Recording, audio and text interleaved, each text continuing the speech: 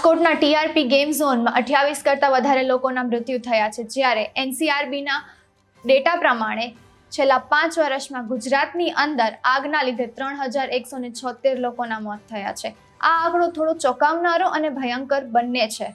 નમસ્કાર, ટકાટક મીડિયામાં હું આપની સાથે હેમાંગીબા.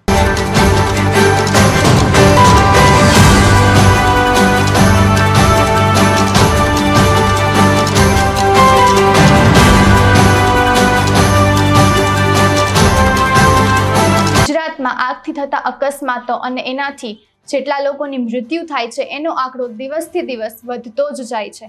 છેલ્લા 5 વર્ષની અંદર ગુજરાતમાં 3176 લોકોની મોત થઈ છે, જ્યારે છેલ્લા 5 વર્ષની અંદર ગુજરાતમાં 3000થી પણ વધારે આગના અકસ્માતો થયા છે.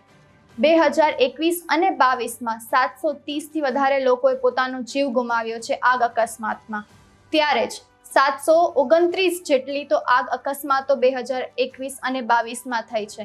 કેટલો સમય આવી જ રીતે પરિવાર પોતાના સ્વજનો ગુમાવ્યા કરશે. ભારતમાં છેલ્લા 5 વર્ષની અંદર એવા અકસ્માતો થયા છે કે જે આપણે જીવનભર યાદ રહેશે. તક્ષશિલા કાંડ સુરતમાં, જ્યાં 22 વિદ્યાર્થીઓની મોત થઈ હતી અને 19થી વધારે વિદ્યાર્થીઓ ઈજાગ્રસ્ત થયા હતા. અમદાવાદમાં 4 વર્ષ પહેલા હોસ્પિટલમાં આગ લાગતા 8 લોકોની મૃત્યુ થઈ હતી. ભરૂચમાં કોવિડ હોસ્પિટલમાં આગ લાગતા 15થી વધારે લોકોની મોત થઈ હતી.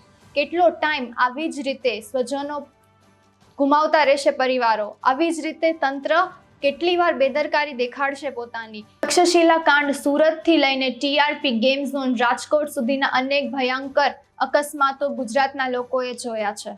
પરિવારે પોતાના સ્વજનો ગુમાવ્યા છે. ક્યાં સુધી તંત્ર પોતાના આંખ આડે કાન કરશે? ક્યાં સુધી આવી જ રીતે નિર્દોષ લોકો જીવ ગુમાવશે? ક્યાં સુધી તંત્ર પોતાની જવાબદારીથી ભાગશે?